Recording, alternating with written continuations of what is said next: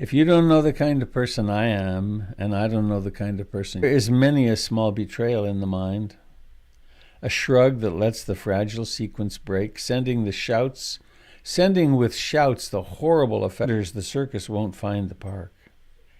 And so I appeal to a voice, to something shadowy, a remote, important region in all dark. For it is important that awake people be awake. Be clear. The darkness around us is deep.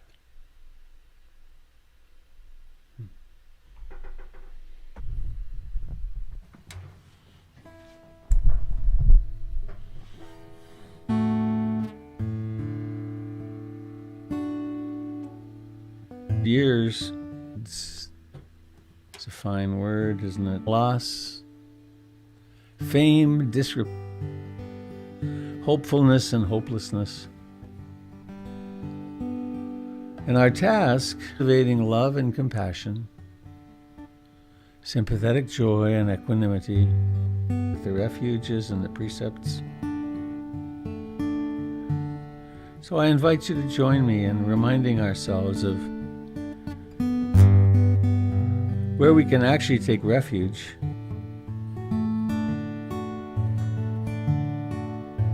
Choose me the way in this life,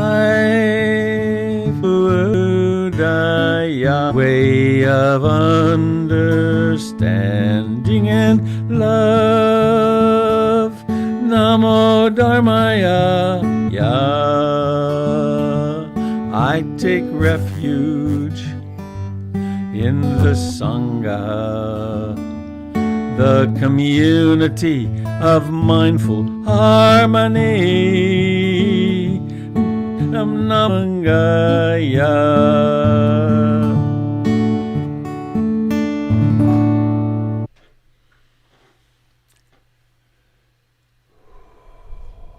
In the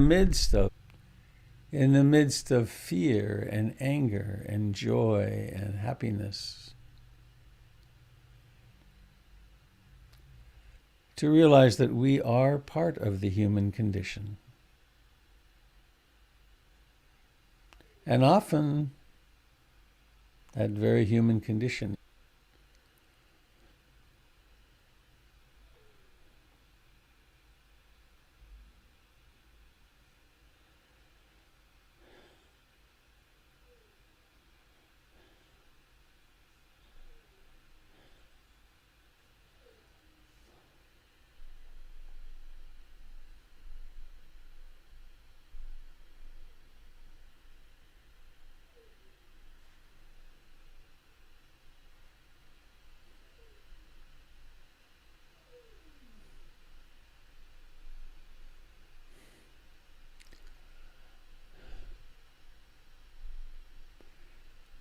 notice the life of the body.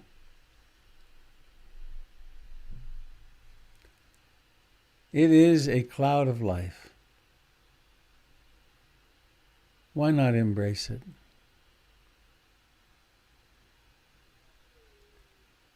It was here yesterday, it's here now. If we're still alive, it'll be here tomorrow. The life of the face, the life of the hands.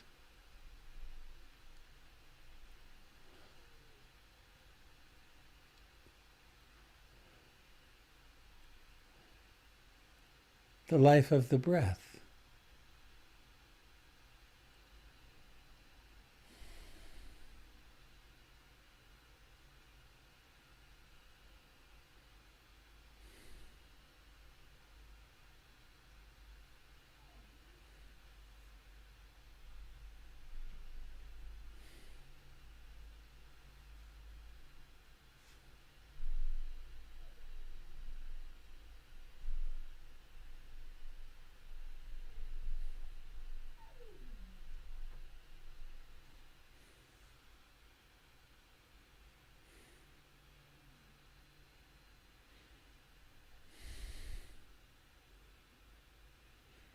Each breath has a beginning.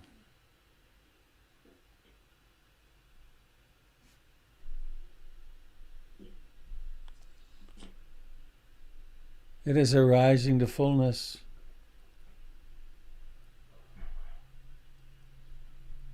And a decline.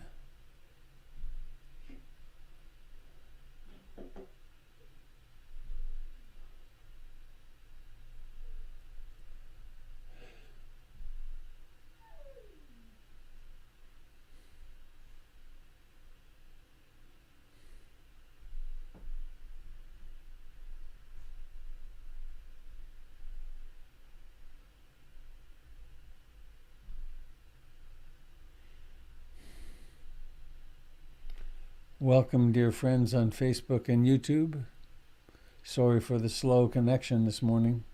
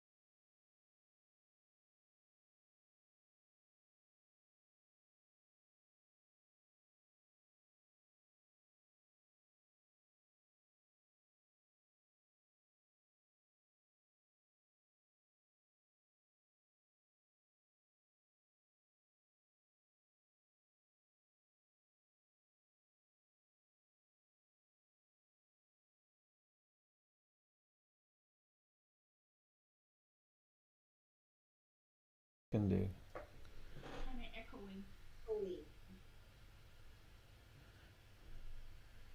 Thanks, Russell. Is that any better? Oh, hang on. This might be it. How about that? Is that better? I'm not getting a signal from anybody. Is there any sound at all? Is it any good, Tim? Oh, now I don't have any sound myself. Just a minute. Every 2, 3, 4. Is it still really? Things fall apart.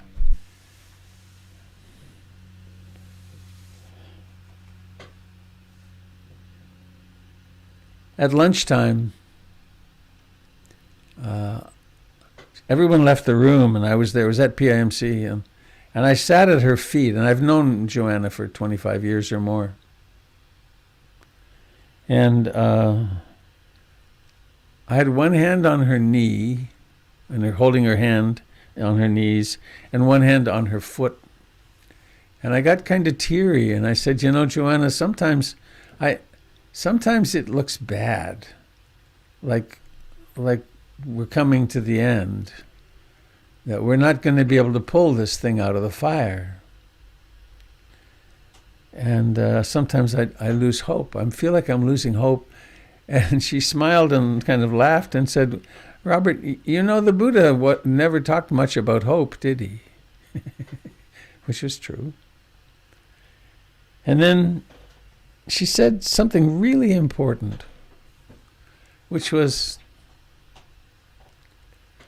she looked over in the corner, and there's a statue of Jizo, who's a Japanese archetype, the patron saint of crossroads and pregnant women, interestingly. And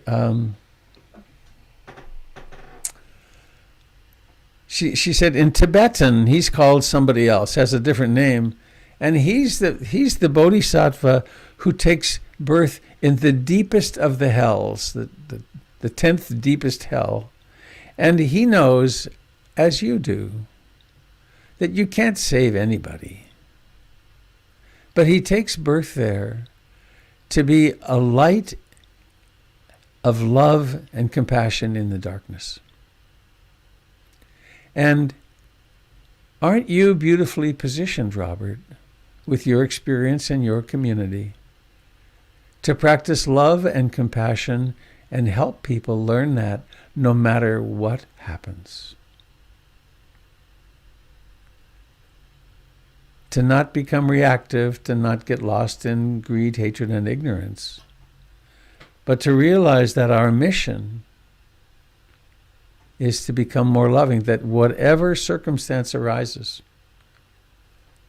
doesn't mean we don't stand up and defend ourselves and so on, but no matter what the waves are, the mission is clear. Become loving of ourselves and all beings. So that's what I wanted to share this morning.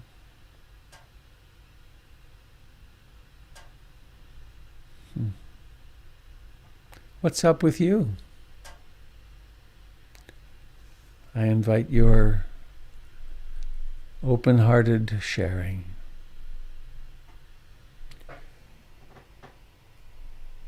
I'll try plugging in my speaker. Maybe I won't. Try that.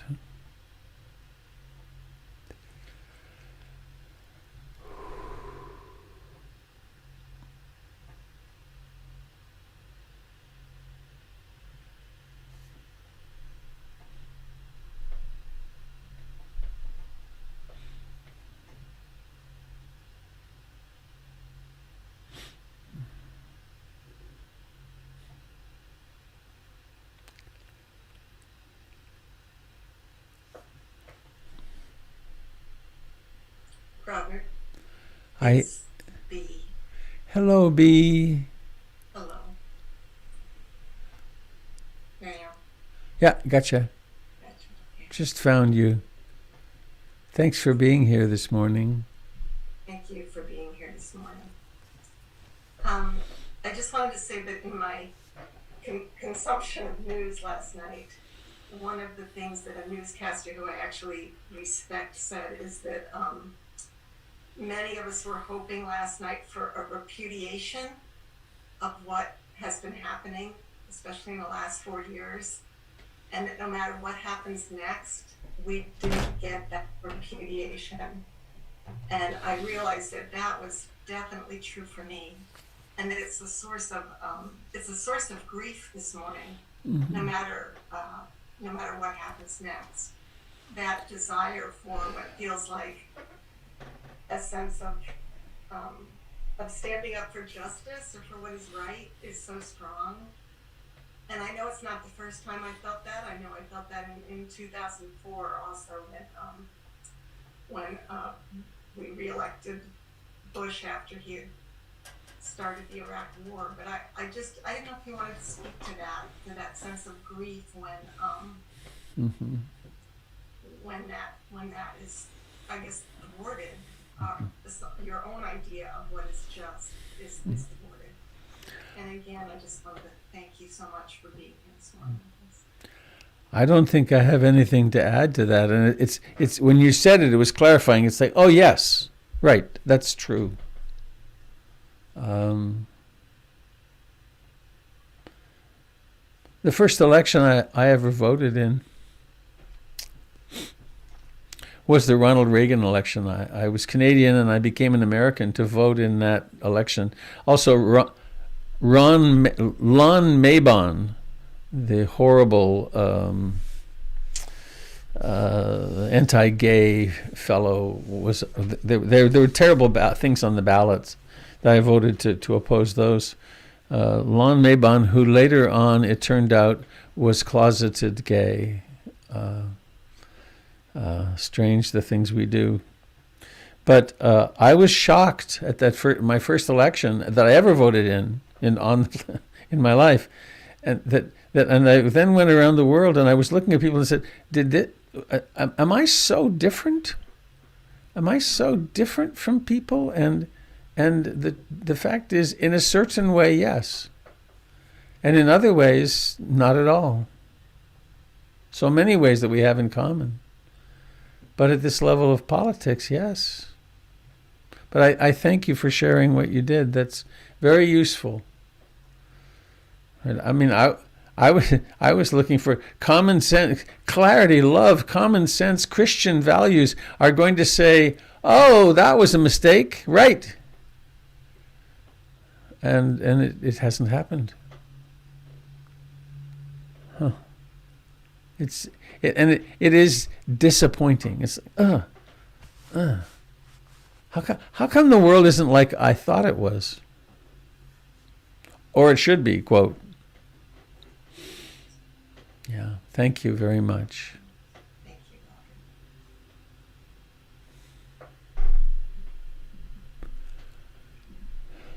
Robert.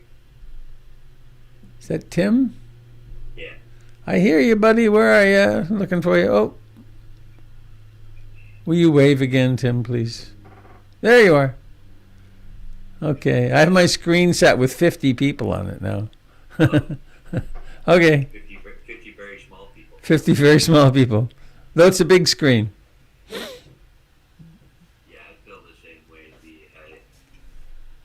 I so wanted a resounding spanking for those people. And I feel disappointed that it didn't go that way.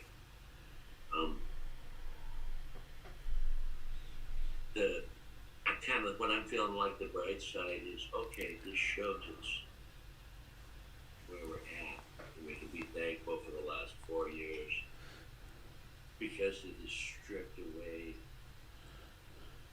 some of the scales up of our eyes. It's broken our rosy glasses, and so that we see what America really is. Well, how prevalent racism and fascism and authoritarianism and ugly treatment, et cetera, all icky things, how prevalent they are. And if we can see that, then that's a starting place to work from. okay, here's the problem. So it's just like looking at any other suffering, right? You recognize it, you accept it, you investigate it, you turn towards it instead of away from it, and try to find the strength and equanimity to do that. And so to me, disgusting as it is, it's real. So we know what to do now. And we really do know what to do now. Thanks, Tim. I'd like to respond to what Tim MB just said. Thank you, Tim, for that. Like the wisdom in your response, I feel calming me right now as I was listening to you. And what I wanted to share in response to what you said, B, I resonated with that as well. And I also, in my work as a therapist, I work a lot with folks who have survived trauma and are processing that experience and trying to come to a place of healing, and you know, the fundamental shared experience of trauma is a loss of a sense of power or agency in a way that threatens your sense of safety and being. And I think we're all experiencing that on a collective level, and I'm anticipating much as I did 4 years ago. And I think that a lot of us are having that experience as well. I know I am, of feeling that feeling all over again of like, I can't do anything to stop this, it's happening again. And Tim, I think you put so well what I was struggling to articulate myself, that in the work that I do with my clients and in what we can do on our bigger community scale with ourselves right now, is to just get like almost get smaller and smaller, not in a way of oppression or repression, but in turning towards it, turning towards our own experience, turning towards our own bodies, and trying to regulate and calm ourselves in the ways that we do have power and agency over, and then moving back outward slowly in terms of connecting with our communities, connecting with the folks around us, the Sangha, our neighbors, our friends, whatever that looks like, and trying to find the small ways where we can continue to do the work and the healing when we have, and I'm, you know, at least for me, continue to daily first tend to our own shakiness, I guess, to give ourselves the strength to then do the small steps that we can. Thanks, Natasha.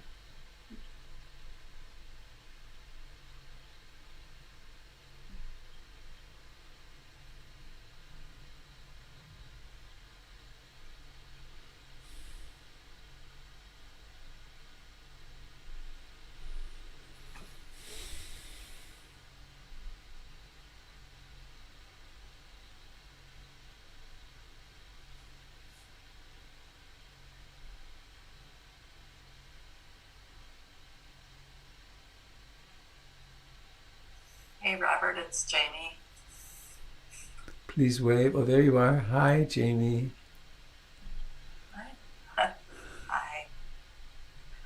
I'm feeling grateful this morning for my Midwest roots, because I think Wisconsin and Michigan are going to pull it through for us. Oh, I hope so. And I take heart when I look at Texas, where the vote, I mean, yes, it's split, but half of Texas and all of, Arizona went for Biden. I mean, it's really interesting that we look at some of these states and we see one color and not all the people that are there. And so even though you might look at the polling map and it feels red or blue, I think it's, Natasha, you're wise to say we need to look small, that within that there are so many individuals and not just, one color. Thanks. Thanks, Jamie. That's helpful to me. Thanks. Hi. Hi. So thank thank you, everyone. I share so many of the sentiments that were expressed, and I appreciate, Natasha, you sort of coaching us in thinking about trauma and healing from trauma. But I wanted to let everyone know, yesterday, I and my husband and my son, who's 18, worked the polls in Detroit. And so just to let everyone know, Detroit did have the highest voter turnout in its history. So all to the good. And I apologize if you hear some beeping. I've got some construction going on. It was very heartening to be there. There was a fair amount of there's a lot of absentee ballots that were cast in Detroit, but yet still people coming to polls. And what I wanted to say is sometimes, often actually, I find that when I'm thinking about a problem, it helps so much to step back and reframe it somewhat with a bigger frame. And I was thinking about that because we got sent to a polling place that during the primary had just been, it just had a terrible time. There were only 3 people working 3 precincts, and it was a mess. And historically, Detroiters have been very disenfranchised by the vote in many ways, but among them because of its own city government and the challenges that the elections department faces there. So we got sent there very hastily, but we arrived to a scene of pretty good calm, and it turned out that there were actually 3 international poll watchers that were there, which, admittedly isn't a good sign for our country in general. But I have to say, I felt so heartened that to think that, internationally people care enough to come and, to make sure that we had a free election.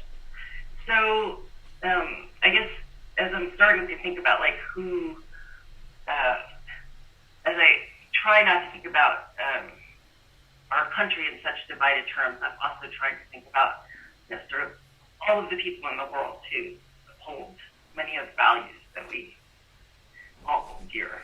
I'm very curious this morning. I'll stop there, but anyway, thank you all for being here today. Thanks, Alicia.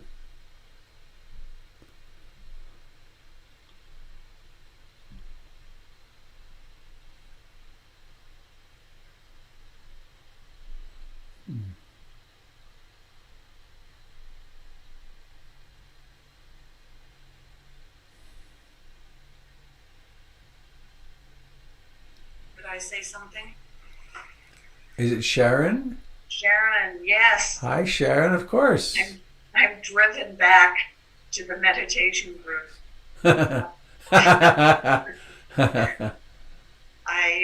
It also helps that daylight savings time means that you're an hour later and you're in Tucson, and that helps me get up. I just wanted to share something that it was like a silver lining last night. What happened? I was watching the news, and I got an invitation from the people I stayed with in their Airbnb, and we became really close friends when I was in Portland for that year. And they were having like an election night party to watch the results and talk with their friends on Zoom. And so I said, yeah, I'd come, but I was right in the middle of a conversation by email with my goddaughter, who's in her mid-20s in England. And she's very interested in politics and a devout Labour Party member. And I was explaining, she had questions, and I was explaining to her about how the votes are counted late and the Democrats may, have more votes and all this kind of stuff that she wouldn't necessarily know, although she was very knowledgeable. And I mentioned this to the Zoom group that I was in, and they said, oh, invite her. So I sent her an invitation to come to this group of Americans, 2 people from Tucson, 4 or 5 people from Portland, and her. She was in the home counties in England, and it was fabulous to have this diverse group of people talking about their feelings about what was transpiring and the information that was going back and forth, and this never would have happened in, quote, real life, unquote. You know, if it hadn't been for Zoom and all of this, these people would never have met one another. They never would have come in contact. And there was so much laughter. And I mean, we were obviously surprised and upset about I wasn't quite as surprised as some others because I live in Arizona. You know, it's easier to be surprised if you live in Oregon. But it was this wonderful community thing that happened, and it just made me realize, even with all that disappointment and fear about the future and everything out there, it's this small group of people that supporting one another that is really important. And I mean, I knew that before, but I just had it emphasized, and it was just so much fun to see this beautiful young British girl in the middle of all these people, you know. Anyway, I just thought I'd share that. But there's always some good around if you look close enough. Thank you. Thank you, Sharon.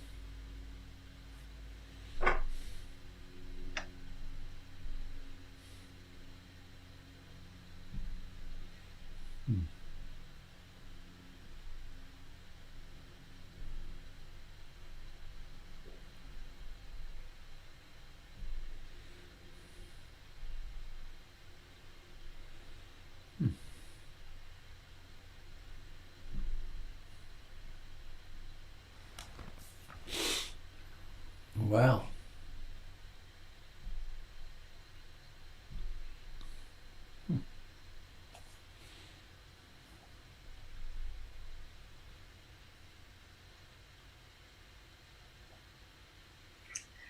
Good morning, Robert. This is Susanna. Hello, Susanna. Hi. I just lost. Can you hear me still? I can hear you fine. My screen just went black. So, anyways, I'm glad you can still hear me. We can see you. Okay. Thank you. I'm in Costa Rica, as you know, and I just wanted to say that I really agree with something that Tim said about this really showing us who we are as a country. You know, those of us who've been studying systemic racism and institutional racism and all that, that's what we've been learning, that we've been living with so much delusion around our American dream and how fortunate we are and all that. But I think this is really showing us how deep those roots go. And what I felt this morning when I found out, where things stand right now, is just what we learn when we're studying systemic racism is that who we need to, the people who vote that way are people who have been misled, misguided individually. I don't hold them as enemies. I hold the system as an enemy. And I just hope that we can do more and more work to educate people, and to educate white people in particular about how we've been conditioned and manipulated. So, that's kind of, I'm not seeing them as enemies. I just know that their decisions are going to be harmful, but I just, it just become very much clearer to me what we're dealing with. And so I think that's actually a good thing, even though it's not good. I don't know if it's making any sense, but that's that came to me today. Thank you. Thanks, Susanna.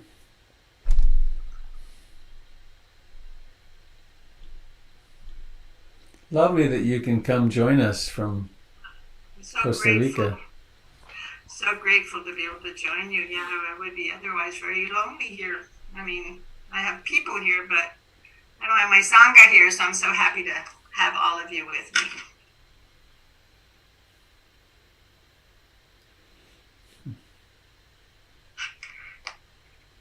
what happened to my image.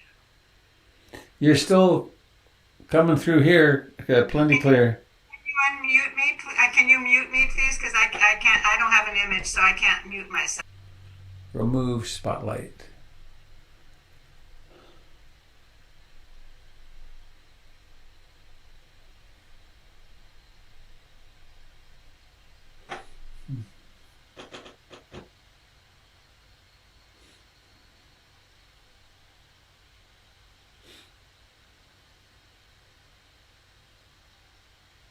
Hi, Robert. Valerie.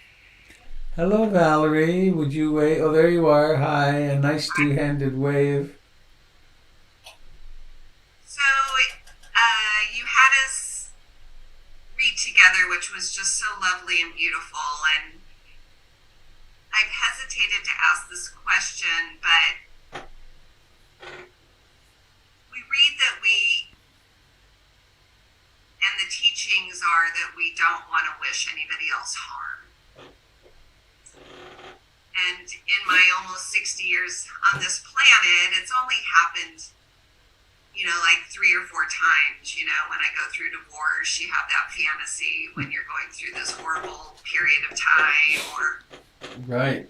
it's really hard with Trump to not wish him harm. Mm. For me.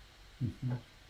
And, today I'm not feeling that so much, but there are times when it just surges, just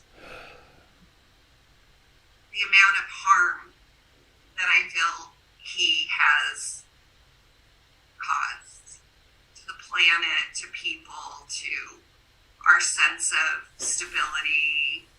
I mean, the list goes on. Mm-hmm. So could you speak about that a little bit?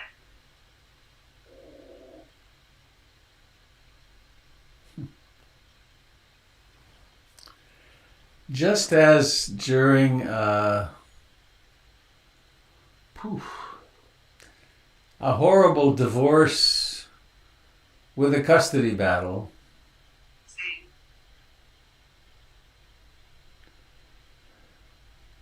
one's instinctive impulse to eliminate the offending person comes up. So that part of us is real. And if one listened to the traditional Buddhist teachings, how's that quote go? Unfathomable is the beginning of this samsara. Not to be found is the beginning of beings who, hurrying and hastening through this round of rebirth, something or other, the bones of your lifetimes would be greater than the highest mountains. The blood you have shed in battle would fill the great oceans, and it goes on like that. Every being has been your mother, and the world of instinct. We have in us. We have in us the instinct to bite and cut and attack each other, and I think that's inevitable. They say that with an arahat, a fully realized being, they say that's gone. I do know for sure. They also say that on the path to awakening, that lust and hate are weakened, and then they're eliminated. So I think it's totally normal to have that impulse. And then what do we do next? And I have such a strong, with all my psychotherapy background and blah, blah, blah, I take a psychohistorical perspective, and I think about the trauma that little boy lived through, and then how he went to military school, and how he's got a wound as big as a house, and out of that wound he acts in ways which are ignorant and very, very, very, very, very destructive. But then also I cleave to to the notion of one being, that he's me. And how would I want to be treated if I were doing that? And what I want to be treated is firmly, but with love, and then to help me stop creating so much harm. But I really do understand the impulse. I mean, there's a thought experiment that a couple of friends and I were talking about. What would you do if you were in the room with him and you had the means to end his life? Then it puts it really... So I don't know if that's any help, but the place where we have, the place where I have power is in my own reactivities, and in my own the anger and the hate and the fear and so on that's in here. That I can work with because I have ownership of it. But not to hate ourselves because we have hatred or impulsive thoughts kind of thing, because they're just conditioned, and they come out of our past as animals, let alone as humans with our own trauma. What do you think? That's the despair. Despair just is so painful, and sometimes when that rage or anger comes up, it almost is a relief to not feel that kind of despair. Absolutely. Hence, and I can see you're on the brink of the despair right now. Hence, then we support each other in our despair. And Joanna was very clear on this. She went around the world teaching despair and empowerment workshops. And she would take us to the place of our despair emerging, and then there'd be a room full of people in despair. And then we would open to that with mindfulness and love and compassion, and then we would discover that despair is only a state. It's not our fundamental being. And then we would move through that, and then she'd actually have us all, we were lying on the floor in our despair, and then she'd play this beautiful music, and then one by one, when we realized, it'd be great to do a despair and empowerment workshop, note, we realized, though she does this beautiful description, which is, so you could look at this, that I was born in the wrong time or place, and it's awful. Or one could look at it as I was born in exactly the right moment. I had exactly the right parents. I've had exactly the right trauma to develop the skills to take my place in what she calls the great turning. And then she would invite us, if you're ready, if you're willing to take your place in this journey of awakening and facing into the darkness and becoming a Shambhala warrior, is her way of putting it. When you're ready, please stand. And one by one, slowly over a long time, half an hour or more, people would stand. But standing then with more experience with and acceptance of the fact that there is this place of despair. And it's not just despair about the moment, it's the despair of the desperation of childhood for so many of us.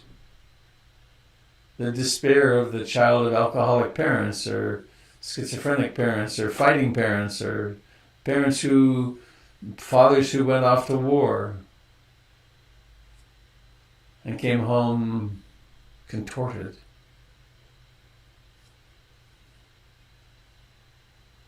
And it's hard to do this in COVID times because we can't be with each other so closely. Although we're pretty close here now, but it's so how's that sound? I still have hope, but I appreciate you talking about this with me and us. Thank you.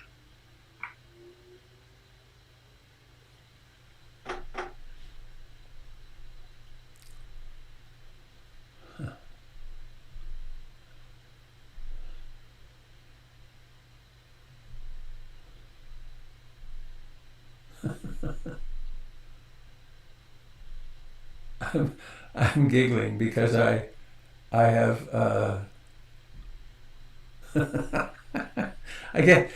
I've looked at a few of these videos, and when I'm trying to figure something out, I get this really vacant look with my mouth kind of thing goes. I forget. I forget that there's more than me here. So. Hey,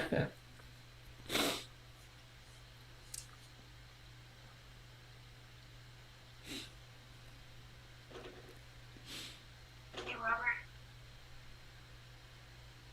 Oh, hi, Sherry. Hi. Sherry up here in Canada has been following so closely. Sometimes I couldn't bear to even read news or watch that man speak again. But I thought I'd just share with you. I was born in Montana. I've been in Canada for 55 years. I married a Canadian who was in the U.S. Navy for 20 years. And I never voted once I moved up here until 2016. And then I just had to vote. But I didn't know how. So I got online and started asking questions. And I didn't know if I was supposed to vote where I was born or the last place I lived, and I found out it was the last place I lived. And online, I got responses. It was an interesting process, and I had to fill out something online, and I was asked for my address. Well, I've been here for 55 years. Do you think I could remember that address? I could remember the city, the town, in Central California. So I was directed to the Fresno County voting office, and I told them a story. I told them who I was married to and where I was born and the whole 9 yards. And they told me they could generate an address for me so that I could vote. And that's what they did. So ever since, when I sign petitions or donate any money, I give that voting office in Fresno, California as my address.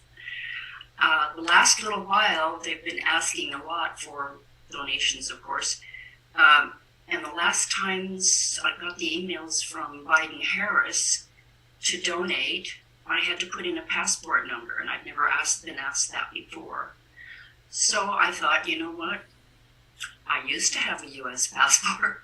So I dug around in my safe and found it, and I put in the long ago expired number, and it went through. So the military, and we were retired military here, the military and Americans living all over the world, this is just some of the things you go through, like, you know, anyway, I just wanted to share that. And then I was so happy that I found out how to do it and that I voted. I called my sister and I was kind of bragging to her. And that's when I had forgotten that she was tied in the World Republican. I see. From then on, I thought, oops, sorry. Yeah. Thanks, Sherry.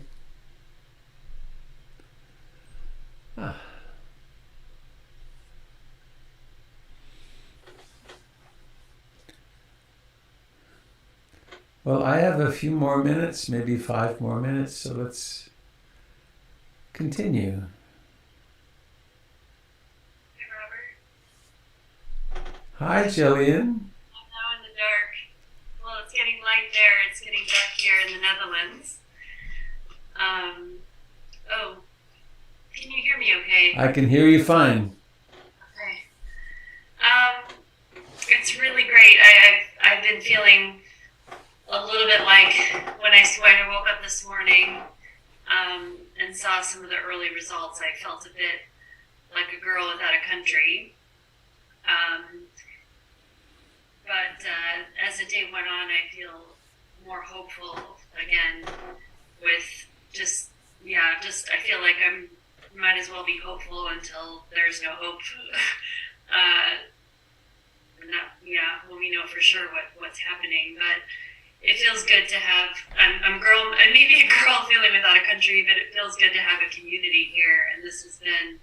I feel also like I'm coming back into the PAMC community because of all the craziness with this election and the pandemic and things like that. But I wanted to share on the line of small silver linings, something that I've been really struggling with over the last 4 years was the fact that my mom voted for Trump back in 2016, yet the rest of my family was very, very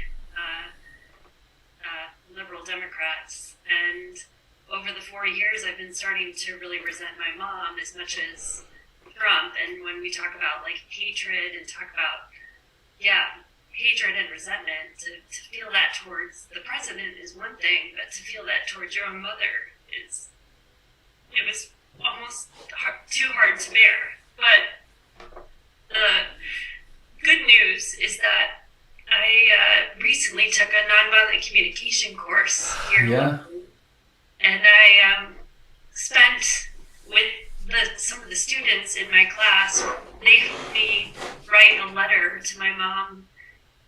It took me about 3 weeks. It was one of the most exhausting processes I've probably ever gone through as far as writing something. It felt like the worst term paper of my life, but I wrote and wrote and rewrote again, and finally had something that two of my fellow students checked it for jackals, and basically I felt good about it. I sent her the letter last Friday, and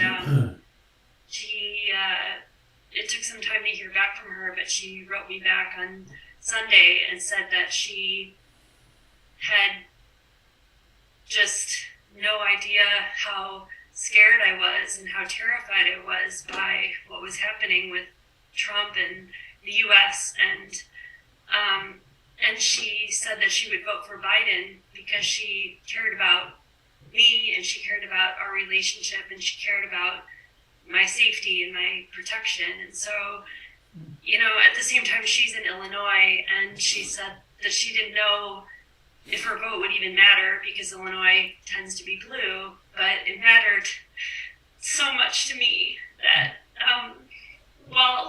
if Trump does win again, I think for the sake of my family, to be able to heal and kind of survive the next 4 years, whatever that looks like. I think in a way of starting small, to be able to heal families and help people talk to each other and kind of connect with our humanity, instead of talking about policy, but talking about our feelings. I think that's really helped me in helping me and my mom in our relationship. And I'm excited for I don't think my brothers even know that this is what's happened, but I'm excited for them to hear as well, because I think that will help heal their relationship with my mom as well. So anyway, some good news in a very small way.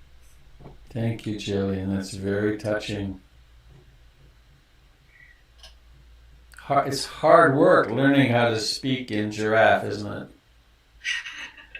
Yes. Really? I've taken 3 beginner courses, and I noticed that PIMC offers them as well, but it would be in the middle of the night, I think, for me to do that. But I highly, highly recommend it. We have Doyle Banks, who's really an expert in NVC. Yeah. He has an online course that you can pace yourself, too.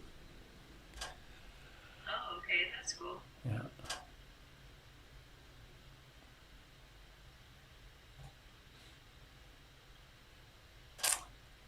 Well, anything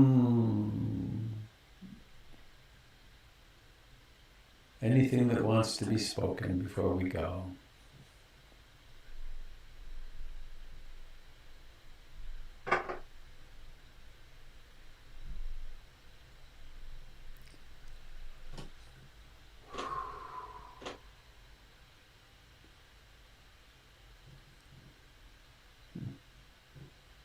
Be sure to check the chat, Jillian.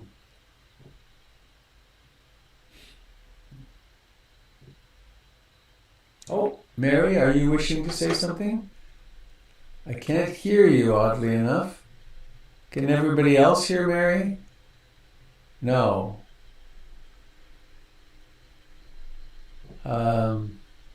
Mary, I'm going to mute you and try to unmute and have you... Okay, try to unmute now. Oh, alas, no sound.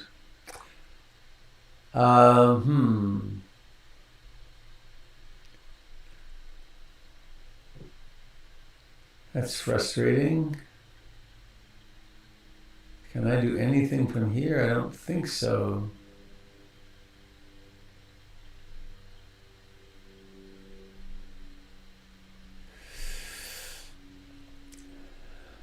Can you look in settings, Mary, and see if you could turn on your microphone in settings? I'm on a Mac. I know how to do it on a Mac.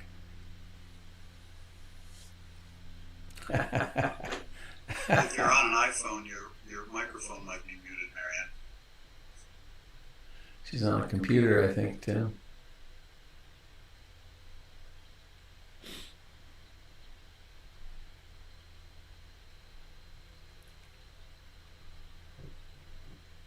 Huh. I have an idea, Mary. Do you have your phone right beside you?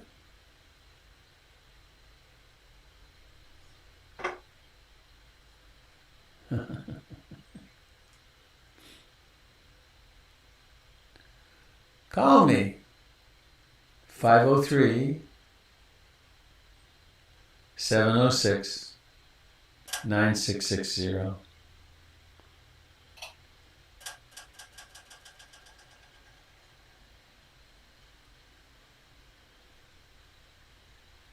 Hello. Hi, Mark. Oh, I gotta turn off my sound. Okay. I think that might have it. Oh, that's pretty crazy. Oh, you have to turn off your sound on your computer. Your microphone, your speaker.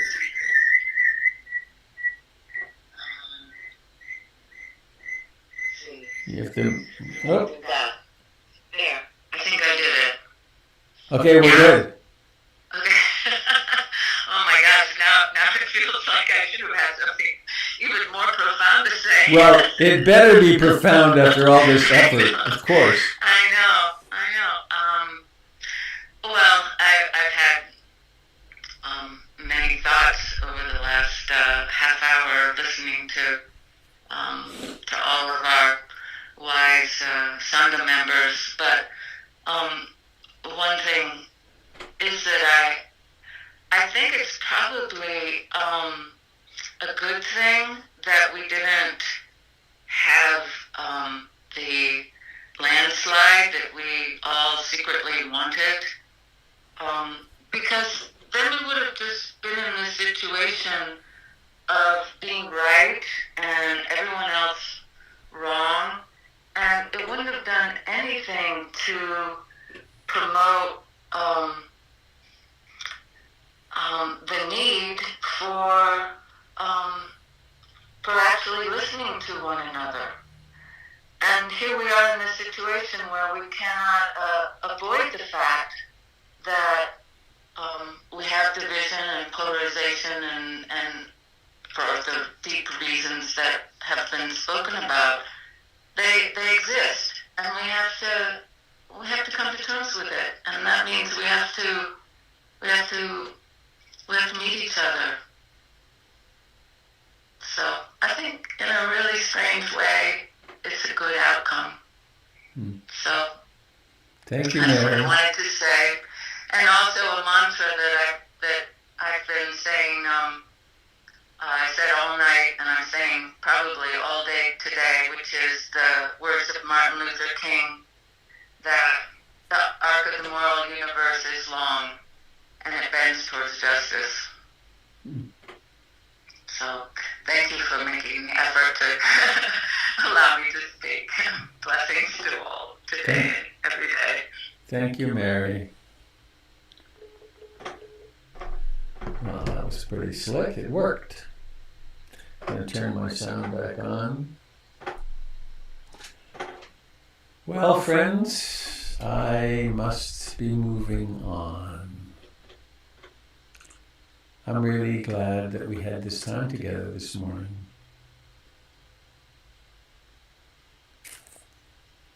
Yeah.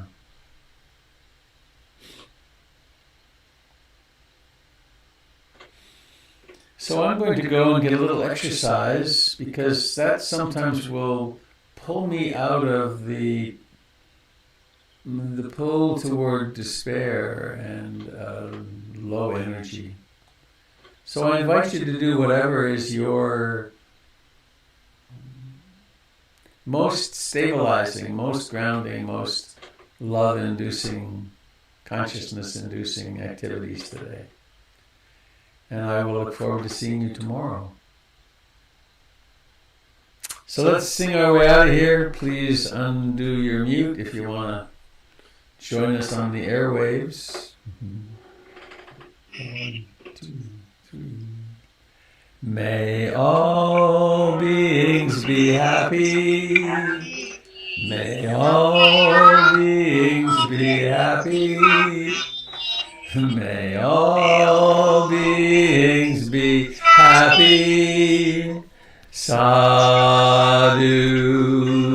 sadhu, sadhu. Yay! Thank you, everybody, for singing. Bye-bye. Have a lovely day. Be well, everyone. Be well, be well, be well. Thanks for the dance party yesterday. It was good, wasn't it? Oh, that was excellent. I love that. Let's do it again. I'll figure out a good day. Maybe every Tuesday. I'll announce it. All right. Bye. Well, take Bye, care. everyone.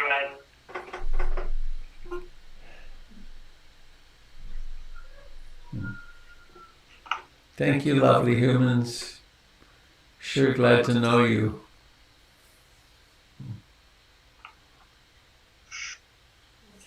Bye-bye.